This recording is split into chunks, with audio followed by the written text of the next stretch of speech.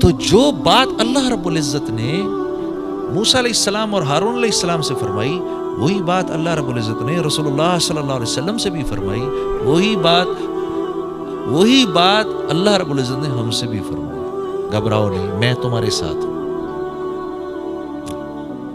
اب مجھے یقین آئے اس بات پر، مجھے یقین آ جائے اس بات پر، اس کی محنت ہے یہ دعوت، اس کی محنت ہے کہ مجھے یقین آ جائے۔ اس لیے میں نے حاجی عبدالوہاب صاحب سے یہ بات سنی کہ دعوت اللہ سے لینا ہے، سیاست لوگوں سے لینا ہے۔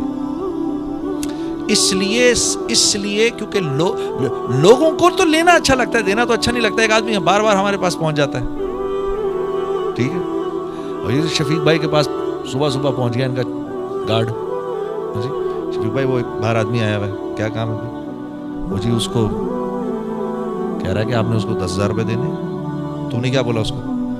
میں نے کہا جی آپ اندر ہیں۔ ابے پوچھ لیا کر یار خدا کے واسطے، اب اس کے برعکس لے لو، گارڈ نے آگے کہا سر وہ شفیق بھائی وہ باہر آدمی کھڑا ہوا ہے، کیا کرنے ہیں؟ وہ کہہ رہا ہے اس نے آپ کو کچھ پیسے دینے 10,000۔ کہاں ہے وہ؟ باہر کھڑا ہے۔ ابے پاگل اندر لاؤ یار، تم کس جاہل لوگ ہیں یار، یہ انسانی فطرت ہے، ہم سب ایسے ہیں۔ شفیق بھائی کو تو میں نے ایسی بیچ میں لپیٹ دیا، یہ ہم سب ایسے ہیں، لینا اچھا لگتا ہے، دینا اچھا نہیں لگتا۔ تو یہ سیاسی لوگ ہم سے لینے آتے ہیں، اس لیے ہم ان سے فطرتاً نفرت کرتے ہیں، یہ ہمیں فطرتاً ہمیں برے لگتے ہیں، بیچارہ کچھ بھی کرتے ہمیں برا لگتا ہے۔ لیکن کبھی کبھار میں سوچتا ہوں یا اللہ اگر یہ اتنے ہی برے ہیں تو ان کو حکومتیں کیوں دے دیتا ہے؟ ایسی میری بات ذہن میں آتی ہے، کیونکہ یہ ایک ایسا کام کرتے ہیں جو ہم نہیں کرتے، ایک ایسا بڑا کام کرتے ہیں، یہ ایسا اللہ کی نظر میں ایک ایسا بڑا کام کرتے ہیں جو ہم نہیں کرتے۔ وہ کیا ہے؟ یہ اپنا وقت اللہ کی مخلوق کو دیتے ہیں، بیٹھے رہتے ہیں لوگوں کے ساتھ۔ آپ عام طور پہ لوگوں سے بات کرو نا، ہر انسان خلوت پسند ہوتا ہے، ہر انسان کی طبیعت میں ہوتا ہے، یا میرا نہیں دل کر رہا یار، میرا چلے صاحب میرا تو دل کرتا ہے بس یار، میرا تو کسی سے ملنے کو دل ہی نہیں کرتا۔ ارے بھائی یہ تو ایک اکیلا نہیں، سب ایسے ہیں، کوئی خاص کوئی اپنی نہیں بتا رہا ہمیں، کوئی اپنا کو کوالٹی سمجھا رہا۔ ہر انسان ایسا، ہر انسان کو خلوت چاہیے، ہر انسان کو اکیلا پن چاہیے، ہر انسان کا دل کرتا ہے میں اکیلے بیٹھوں ذرا تھوڑی دیر کے لیے۔ لیکن یہ اپنا وقت لوگوں کو دیتے ہیں، یہ جا کے بیٹھ جاتے ہیں بیچ میں جا کے لوگوں کبھی اس کی سن رہے ہیں، کبھی اس کی سن رہے ہیں، کبھی آدمی تھک جاتا ہے مینٹلی۔ دعوت کے کام میں آدمی اتنا تھکتا کیوں ہے؟ کیونکہ ہر وقت لوگوں سے ڈیل کر رہا ہوتا ہے، اور لوگوں سے ڈیل کرنا بہت مشکل کام ہے۔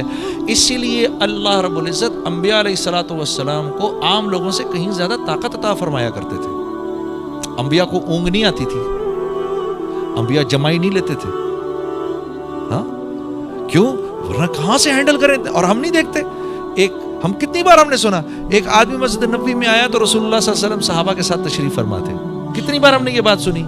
تو اللہ کے نبی کا نہیں دل کرتا ہوگا کہ جا کے اپنی پیاری بیوی کے پاس بیٹھیں، اپنی پیاری عائشہ کے پاس بیٹھیں، ام سلمہ کے پاس بیٹھیں، جا کر حضرت حفصہ کے پاس جا کر بیٹھیں، دوسروں کے پاس جا کر بیٹھیں، ان سے بات سنیں، تھوڑی سی ان کی بھی سنیں، اپنا دل بہلائیں۔ نہیں کرتا ہوگا دل، ایسی باتیں کرتا ہوگا۔ لیکن جو انسان اللہ کے بندوں کو وقت دیتا ہے وہ اللہ کے ہاں اونچا ہو جاتا ہے، اور وہ ہم نہیں دیتے، ہم اپنے گھروں میں بیٹھے رہتے، نہیں بھائی میرے پاس ٹائم نہیں، یہ لوگ دے دیتے ہیں، یہ سیاسی لوگ۔ اس لیے میرے دوستوں اللہ پاک کیونکہ کہتے ہیں چلو یہ جیسا بھی ہے کم از کم میرے بندوں کو وقت تو دیتا ہے، یعنی اسی کو لے جا کے ان کے سروں پہ رکھو جیسا بھی ہے۔ تو سیاست ہے لوگوں سے لینا، دعوت ہے اللہ سے لینا براہ راست۔ جب کبھی گشت پہ نکلو، میں نے حاجی صاحب سے یہ بات سنی، جب کبھی گشت پہ نکلو، گشت پر نکلتے ہوئے یہ دعا اپنی دعائیں کرو اللہ سے، وہ دعا اللہ پاک ایسے نہیں ہو سکتا کہ وہ رائے گاہ جائے۔ کیوں؟ گشت پہ نکل رہے ہیں، گشت پہ جاتے ہوئے جو کام انبیاء کیا کرتے تھے۔ آج کے دور میں کہاں، آج کے دور میں تو انبیاء نہیں ہیں، لیکن آج کے دور میں یہ اونچا کام اللہ رب العزت نے اس امت کو تمغہ امتیاز کے درجے میں دے دیا ہے۔ اس امت کا ہر بچہ دین کا داعی ہے، بچہ دین کا داعی ہے۔ آپ بھول گئے وہ قصہ حسنین کا، رضوان اللہ علیہ مجمعین کا قصہ آپ بھول گئے کہ وہ ایک صحابی کو دیکھا کہ غلط وضو کر رہے ہیں، بڑی عمر کے تھے, اللہ کے نبی صلی اللہ علیہ وسلم کے ساتھیوں میں سے تھے. تو اب آئے دونوں. اب دعوت دیکھو کیسی ہے, یہ کیسی دعوت چل رہی ہے, واہ سبحان اللہ, کیا دعوت چل رہی ہے.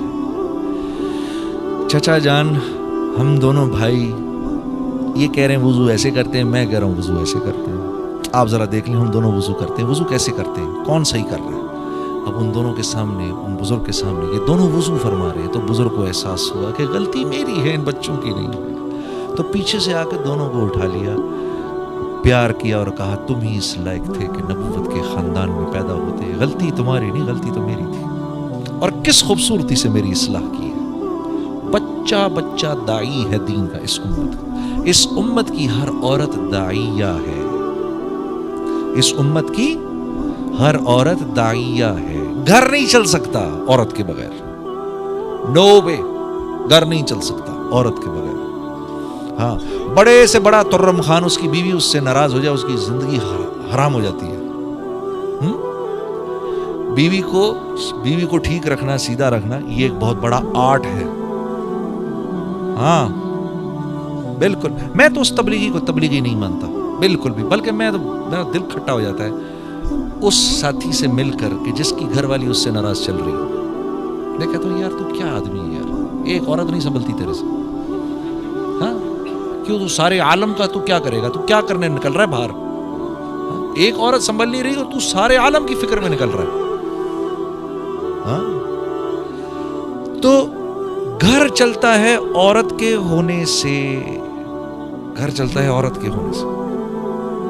ہاں سب سے بڑا, میں کہتا ہوں سب سے بااخلاق, اللہ کے نبی کیا فرما رہے ہیں, سب سے بڑا بااخلاق وہ ہے کہ جس کے گھر والے اس سے خوش ہیں.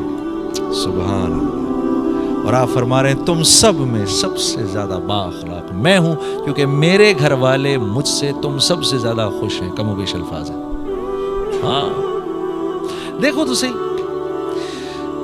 کسی نے پوچھا حضرت ہند بن ابی حالہ سے, یہ حضرت حسن اور حسین کے ماموں ہیں, ان سے پوچھا رسول اللہ صلی اللہ علیہ وسلم کیسے تھے, تو فرمایا ایک غم کی حالت میں بیٹھے رہتے تھے مسجد کے اندر, ایک غم کی حالت میں بیٹھے رہتے تھے مسجد میں.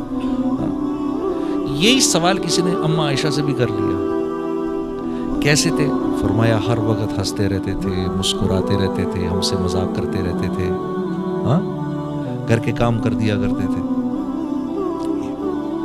واہ سبحان اللہ. ہم میں سے کون چاہتا ہے, ہم میں سے کوئی بھی نہیں چاہتا کہ گھر والی کے قصے ہمارے اور میرے اور میری گھر والی کے قصے لوگوں کو پتا چلے, کوئی نہیں چاہتا. لیکن میرے رب نے ہمارے نبی کی خانگی زندگی کو بھی چھپا کے نہیں رکھا, بلکہ ہم تک پہنچا دیا. 9 کے 9 گھروں کی زندگی کو پہنچا دیا ہم تک. ہاں سب سے پہلا کام کرو بھائی, سب سے پہلا کام کرو, اپنی بیوی کے چہرے پہ مسکراہٹ بکھیرو. 4 موقع ہیں جن پر اللہ رب العزت مسکراتے ہیں, 4 موقع پر اللہ مسکراتے ہیں. واہ. ایک اس پر جب اللہ کا بندہ آسمان کو دیکھ کر کہتا ہے اللہم اغفر لی, یا اللہ مجھے معاف کر دے, اللہ مسکرا اٹھتا ہے. دوسرا موقع جب عرفہ میں لوگ جمع ہوتے ہیں, ہاں اور حاجی عرفہ میں گھوم رہے ہوتے ہیں, تو اللہ رب العزت اپنے بندوں کو, حاجی اپنے مہمانوں کو, اپنے ضیوف کو دیکھ کر مسکراتے ہیں. تیسری مرتبہ کب مسکراتے ہیں, جب میاں بیوی ایک دوسرے کو دیکھ کے مسکراتے ہیں, اللہ مسکرا اٹھتے ہیں. چوتھی مرتبہ جب بیوی شوہر کے چہرے پر چھینٹا مارے اور شوہر بیوی کے چہرے پر چھینٹا مار کر اس کو تہجد کے لیے اٹھائے, بوتل نہیں اونڈیلنی, ہاں چینٹا مارنا ہے, ہاں چینٹا مار کے اٹھائے, اس پر اللہ مسکرا اٹھتے ہیں. 4 باتیں. سب سے قیمتی رشتہ اس معاشرے کا میاں بیوی کی زندگی,